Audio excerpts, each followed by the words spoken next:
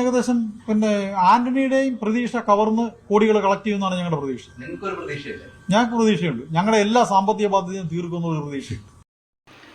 ഇന്ന് തിയേറ്റർ ഉടമകളുടെ സംഘടനയുടെ യോഗം കഴിഞ്ഞതിന് ശേഷം ഇവർ മാധ്യമങ്ങളോട് സംസാരിച്ച കാര്യമാണ് പറയുന്നത്. വിജയകുമാർ എന്നാണെന്ന് തോന്നുന്നു അല്ലേ പുള്ളിയുടെ പേര്. അപ്പം തിയേറ്റർ ഉടമകൾ കൃത്യമായിട്ട് പറയുന്നു, എമ്പുരാൻ എന്ന് പറയുന്ന ചിത്രം ഞങ്ങളെ രക്ഷിക്കും, ആൻ്റണി ഉദ്ദേശിച്ചതിനേക്കാൾ വലിയ കളക്ഷൻ നേടാൻ സാധ്യതയുണ്ട്, ഞങ്ങളുടെ എല്ലാ കടവും തീരും എന്നാണ് ഇവർ പറയുന്നത്. അപ്പം കുറച്ച് നാൾ മുമ്പുള്ള ഒരു കാര്യം നമുക്കിപ്പോഴാണ് ഓർമ്മ വരുന്നത്. സുരേഷ് കുമാറും ഈ തിയേറ്റർ ഉടമകളും എല്ലാവരും കൂടെ ചേർന്ന് എമ്പുരാൻ തിയേറ്റർ കളിപ്പിക്കത്തില്ല എന്നുള്ള വാദങ്ങളൊക്കെ ഉന്നയിക്കുന്നത് കണ്ടു. അതുപോലെ ആൻ്റണി പെരുമ്പാവൂർ മാപ്പ് ചോദിക്കണം, ഫേസ്ബുക്ക് പിൻവലിക്കണം എന്നൊക്കെയുള്ള കാര്യങ്ങൾ വന്നു. ഒരുപക്ഷെ എമ്പുരാൻ എന്ന് പറയുന്ന വലിയൊരു ചിത്രത്തിൻ്റെ റിലീഫുമായിട്ട് ബന്ധപ്പെട്ട് പല പ്രശ്നങ്ങളും ഉണ്ടാകാൻ സാധ്യതയുണ്ടെന്ന് അറിഞ്ഞുകൊണ്ടാകാം ആൻ്റണി ആ പോസ്റ്റ് പിൻവലിക്കുന്നു. അതിനുശേഷം നമുക്ക് കാണാമെന്ന് തന്നെയാണ് എനിക്ക് തോന്നുന്നത്. തിയേറ്ററിൽ ഇറങ്ങി എത്തിയതിന് ശേഷം ഒരുപക്ഷെ തിയേറ്റർ ഉടമകളുടെ സംഘടനയിലും ഇപ്പം പ്രൊഡ്യൂസർ അസോസിയേഷന്മാരുടെ സംഘടനയിലും ഒക്കെ ഒരു പിളർപ്പുണ്ടാകാനുള്ള സാധ്യത ഞാൻ നേരത്തെ തന്നെ മുൻകൂട്ടി കാണുന്നുണ്ട്. അത് എമ്പുരാൻ്റെ വിജയം അതിന് ചൂണ്ടുവരയാകും എന്ന് തോന്നുന്നു. ഇപ്പം തിയേറ്റർ ഉടമകളുടെ സംഘടനയിൽ തന്നെ പല ചേരികളുണ്ട് എന്നുള്ളത് ഉറപ്പുള്ള കാര്യമാണ്. ഇപ്പം ഞാൻ ആലോചിക്കുന്നതെന്ന് പറഞ്ഞാൽ എമ്പുരാൻ എന്ന് പറയുന്ന ചിത്രം ആൻ്റണി പെരുമ്പാവൂർ ഫേസ്ബുക്കിലെ സുരേഷ് കുമാറിനെതിരെയുള്ള പരാമർശം പിൻവലിച്ചില്ല എങ്കിൽ ഇപ്പോൾ എമ്പുരാൻ ഇറങ്ങിയിരുന്നെങ്കിൽ തിയേറ്റർ ഉടമകളെല്ലാം തന്നെ ആൻ്റണി പെരുമ്പാവൂരിൻ്റെ കൂടെ നിന്നേനെ. അത് പുള്ളിയുടെ നല്ല മനസ്സുകൊണ്ട് പുള്ളി അത് പിൻവലിച്ചു. വഴക്കിനും കാണത്തിനൊന്നും പോകണ്ട, ഒരു വലിയ സിനിമ വരുന്നു എന്നുള്ള രീതി തന്നെയാണ്. അത് തിയേറ്റർ ഉടമകൾ ഈ മാർച്ച് 27 സമരം പ്രഖ്യാപിക്കുന്നു എന്നൊക്കെ അന്ന് നമ്മൾ വാർത്താമാധ്യമങ്ങളിലൊക്കെ കേട്ടതാണ്. അപ്പോൾ ഇത് ഇപ്പം കേൾക്കുമ്പോൾ നമുക്കത് തമാശയായിട്ട് തോന്നുന്നുണ്ട്.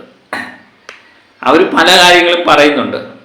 ആദ്യമേ അവരുടെ വാർത്താ സമ്മേളനത്തിൽ പറഞ്ഞ കാര്യങ്ങൾ നമുക്കൊന്ന് കേൾക്കാം. കേട്ടതിന് ശേഷം പഴയ കാര്യങ്ങളുമായിട്ട് നമ്മൾ തുലനം ചെയ്ത് നോക്കുമ്പോൾ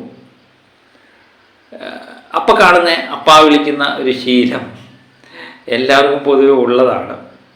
ആ രീതി തന്നെ ഇവിടെയും പിന്തുടരുന്നു എന്ന് എനിക്ക് തോന്നുന്നുണ്ട്. നമുക്ക് ഈ വാർത്താ സമ്മേളനത്തിലെ പ്രസിദ്ധമായ ഭാഗങ്ങളൊന്ന് കാണാം. ഏകദേശം ആന്റണിയുടെയും പ്രതീക്ഷ കവർന്ന് കോടികൾ കളക്ട് ചെയ്യുമെന്നാണ് ഞങ്ങളുടെ പ്രതീക്ഷ. ഞങ്ങൾക്ക് പ്രതീക്ഷയുണ്ട്. ഞങ്ങളുടെ എല്ലാ സാമ്പത്തിക ബാധ്യതയും തീർക്കുന്ന ഒരു പ്രതീക്ഷയുണ്ട്. അതായത് തിയേറ്ററുകാരുടെ ഇന്ന് വരെയുള്ള എല്ലാ സാമ്പത്തിക ബാധ്യതയും തീർക്കുന്ന പ്രതീക്ഷയാണ് ഞാൻ. കാര്യം ഞങ്ങൾക്ക് മാത്രമല്ല, ഞാനത് ഇന്ന് രാവിലെ നമ്മുടെ ജനറൽ ബോഡിയിൽ പറഞ്ഞു, എമ്പുരാൻ വൻ സക്സസ് ആകണമെന്ന് ഈ കേരളത്തിലെ തദ്ദേശ സ്വയംഭരണ സ്ഥാപനങ്ങൾ പോലും പ്രാർത്ഥിക്കുക ചെയ്യുന്നു. കാര്യം ഞങ്ങൾക്ക് കോടിക്കണക്കിന് രൂപയുടെ ടാക്സ് ബാധ്യതയുണ്ട്. അപ്പോൾ ഈ എൻ്റർടൈൻമെൻറ്റ് ടാക്സ് കൊടുക്കാൻ ഒരുപാട് ബാലൻസ് ഉണ്ട്.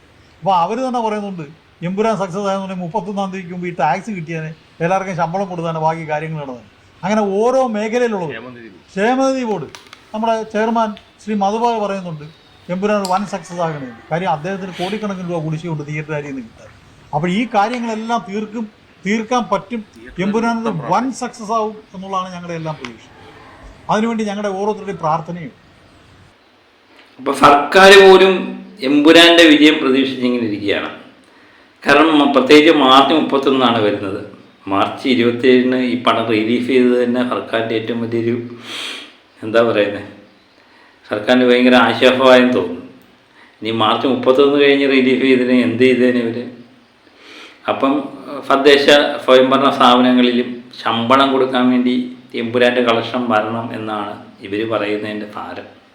അതുപോലെ ക്ഷേമനിധി ബോർഡിലെ വ്യക്തികളും പറഞ്ഞു അവർക്കും കടങ്ങൾ തീരണമെങ്കിൽ എമ്പുരാൻ്റെ കാശ് കിട്ടിയെങ്കിൽ മാത്രമേ നടക്കത്തുള്ളൂ എന്ന്. അപ്പോൾ എല്ലാവരും ഒരേ പ്രതീക്ഷയിൽ തന്നെയായിരുന്നു എമ്പുരാന് വേണ്ടി കാത്തിരുന്നത് എന്നുള്ളത് ഇപ്പോൾ ഇവരെല്ലാം തുറന്ന് സമ്മതിക്കുന്നുണ്ട്.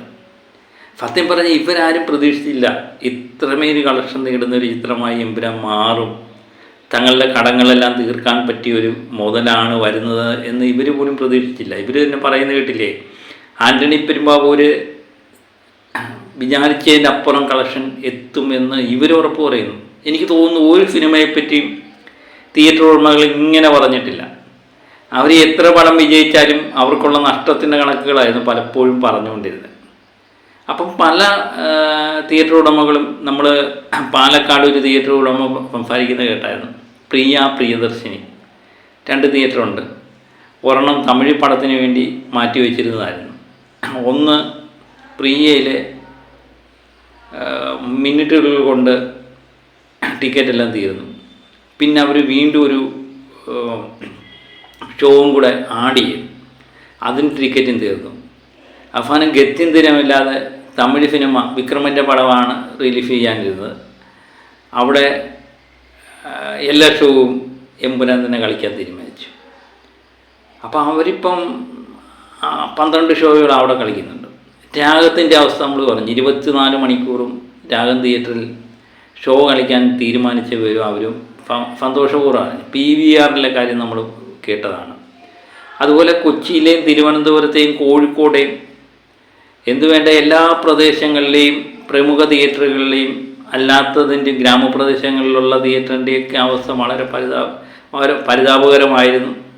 തിയേറ്റർ ഉടമകളെ സംബന്ധിച്ച് അവർക്ക് വലിയ വലിയ പ്രശ്നങ്ങളുണ്ട്. അവർ പറയുന്നതൊക്കെ ചില കാര്യങ്ങൾ സത്യം തന്നെയാണ്. ടാക്സുമായിട്ട് ബന്ധപ്പെട്ടുള്ള പല കാരണങ്ങളും സത്യമാണ്. അപ്പോൾ അതൊക്കെ പരിഹരിക്കാനായിട്ടാണ് എമ്പുരാൻ എത്തിയിരിക്കുന്നത്. എമ്പുരാൻ എന്ന് പറയുന്ന ചിത്രം നമ്മൾ സിനിമയിലൊക്കെ കാണുന്ന പോലെ കേരളത്തിൻ്റെ നീറുന്ന പല പ്രശ്നങ്ങളും പരിഹരിക്കാനായിട്ടാണ് മടങ്ങിവരവ് എന്ന് മനസ്സിലാക്കാം.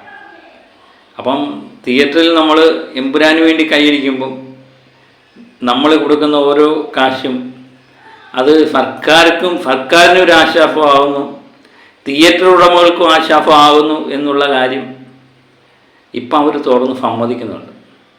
ഞാൻ പറയുന്നത് പാലം കടക്കുവോളം നാരായണ, പാലം കടന്നതിന് ശേഷം കൂരായണ എന്ന് പറയാതിരുന്നാൽ മതിയായിരുന്നു.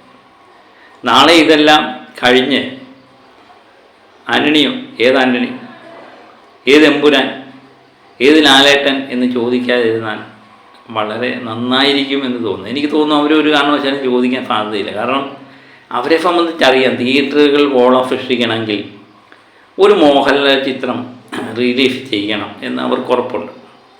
അതുതന്നെയാണ് കേരളത്തിൽ നമ്മളിപ്പം കുറച്ച് നാളായിട്ട് കണ്ടുവരുന്നത്. മോഹൻലാൽ ചിത്രങ്ങൾ എത്ര പരാജയപ്പെട്ടു എന്ന് പറഞ്ഞാലും ഒരു വിശേഷ ദിവസങ്ങളിൽ മലയാളി ആഗ്രഹിക്കുന്നതാണ് ഒരു ലാലേട്ടൻ ചിത്രം കാണണമെന്ന്. അത് എത്ര പൊളിയായിക്കോട്ടെ. അപ്പോൾ ഒരു വിഷുവിന് അല്ലെങ്കിൽ ഓണത്തിന്, ഒരു ക്രിസ്മസിന്, ഒരു പെരുന്നാളിന് ഒക്കെ ഒരു ലാലേട്ടൻ ചിത്രം തിയേറ്ററിൽ കാണണമെന്ന് നമ്മൾ ഒത്തിരി നാളുകൊണ്ട് ആഗ്രഹിക്കുന്നതാണ്. കുറച്ച് നാളായിട്ട് അതൊന്നും സംഭവിക്കുന്നില്ലായിരുന്നു. ഇപ്പോൾ എമ്പുരാനിലൂടെ ഈ കോട്ടങ്ങളെല്ലാം തീർത്ത് തിയേറ്റർ ഉടമകൾക്കും നിർമ്മാതാക്കൾക്കും എല്ലാം ഒരു ആശ്വാസമായിട്ടാണ് എമ്പുരാൻ എത്തുന്നത്. ഇതൊന്നും അറിയാതെയായിരുന്നു അവർ നേരത്തെ സമരപ്രഖ്യാപനമൊക്കെ നടത്തിയത്. ഈ നിർമ്മാതാക്കളുടെ സംഘടനയുടെ കൂടെ അടിയുറച്ച് നിൽക്കുമെന്ന് പ്രഖ്യാപിച്ചത്. അപ്പം ആനയുടെ വലിപ്പം അറിയില്ല എന്ന് പറയുന്ന പോലെ, എന്താ പറയുക, തിയേറ്റർ ഉടമകൾക്ക് ലാലേട്ടനെയോ എമ്പുരാൻ്റെയോ വലിപ്പമൊന്നും അറിഞ്ഞില്ല എന്നാണ് തോന്നുന്നത്. ഇപ്പം അവർ ആ വലിപ്പം അറിഞ്ഞിരിക്കുന്നു. ഇനിയും ഇങ്ങനെയുള്ള മണ്ടത്തരങ്ങൾ ഇവിടെ കാണിക്കത്തില്ല എന്ന് തന്നെ പ്രതീക്ഷിക്കാം. അപ്പം എമ്പുരാനുമായിട്ട് ബന്ധപ്പെട്ട വിശേഷങ്ങൾ പങ്കുവെക്കുന്നതിനിടയിലാണ് ഞാൻ ഈ വാർത്താക്കുറിപ്പ് കാണാനിടയായത്. എന്നാൽ അതിനെപ്പറ്റി ഒരു വീഡിയോ ഇട്ടേക്കാം എന്ന് വിചാരിച്ചു. ഇപ്പം എങ്ങനെയുണ്ട്? എല്ലാവരും എമ്പുരാൻ്റെ പിറകെ, സർക്കാരായാലും നിർമ്മാതാക്കളുടെ സംഘടനയായാലും തിയേറ്റർ ഉടമകളുടെ സംഘടനയായാലും ക്ഷേമനിധി ബോർഡായാലും എല്ലാം എമ്പുരാൻ്റെ വിജയമാണ് നോക്കി കാണുന്നത്. എമ്പുരാൻ വിജയിക്കണം, കേരള സംസ്ഥാനം തന്നെ രക്ഷപ്പെടണമെങ്കിൽ. ആ അവസ്ഥയിലേക്കാണ് കാര്യങ്ങളുടെ പോക്ക്. അപ്പം മറ്റൊരു വീഡിയോയുമായി വീണ്ടും ഞാൻ എത്താം. Okay, by.